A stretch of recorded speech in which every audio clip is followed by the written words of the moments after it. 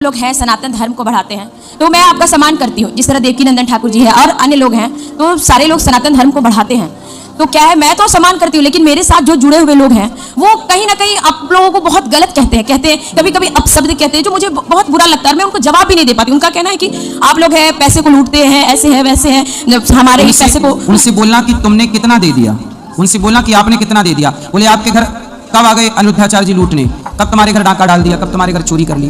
बोले जो लोग श्रद्धा से देते हैं उस दिए हुए दान को वृद्ध माओं की सेवा में, 315 माओं की सेवा में 150 बच्चे यहाँ निःशुल्क पढ़ रहे हैं और 30,000 लोग पर डे भोजन कर रहे हैं। 400 गैया की सेवा, अभी 5 से 7,000 बच्चों के लिए हम एक विद्यालय बना रहे हैं जहाँ निःशुल्क बच्चों को पढ़ाएंगे और केवल शिक्षा नहीं संस्कार देंगे। तो ये सब काम यदि करना है तो पैसा तो लगेगा, और पैसा हम किसी से चुरा नहीं रहे हैं, किसी के जेब में हाथ नहीं डाल रहे हैं। भाई जिसे इच्छा है वो दे रहा है, नहीं इच्छा है नहीं दे रहा है।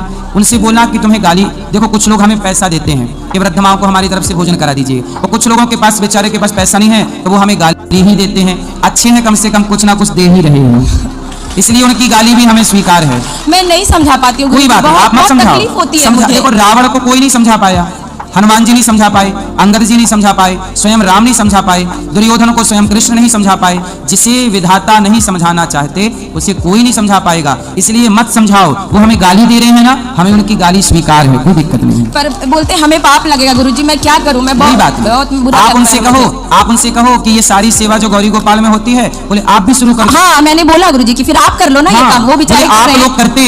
यदि हर बेटा अपने माँ बाप की सेवा करता तो हमें वृद्धाश्रम बनाने की जरूरत ही ना पड़ती। जब बेटा अपने कर्तव्य को भूल गया, बेटियां अपने कर्तव्य को भूल गईं। यहाँ देखो ना माएँ रहती हैं, अभी एक माँ हॉस्पिटल में है, 3 बेटे हैं माँ के और 1 बेटी है। 3 बेटों में एक भी बेटा नहीं आया। हमने फोन लगाया कि बेटा तुम्हारी माँ आखिरी सांस ले रही है, 30,000 रुपए रोज का लग रहा है वेंटिलेटर का, 30,000 रुपए रोज, और कोमा में थी 2 दिन। जब कोमा से जागी तो मैंने बेटों को फोन लगाया कि माता की आंख खुलेगी जब आप सामने रहोगे ना बेटा, तो माँ को अच्छा लगेगा कि मेरा बेटा आया है। पर तीनों बेटे नहीं आए, अंतिम सांस चल रही है, देखने नहीं आए। मर जाएंगी तो कंधा देने क्या आएंगे। अब ऐसे माओ की यदि अपनी औलाद सेवा करती तो फिर हमें वृद्धाश्रम बनाने की जरूरत ही नहीं थी। जब अपने नहीं करेंगे तो किसी को तो करना पड़ेगा ना। हम तो सड़कों से उठा उठा के मैयाओं को ले आते हैं, तो क्या करें। दया है, सेवा करने का भाव है। अब इस पर कोई गाली दे तो देता रहे, हमें उनकी गाली भी स्वीकार है।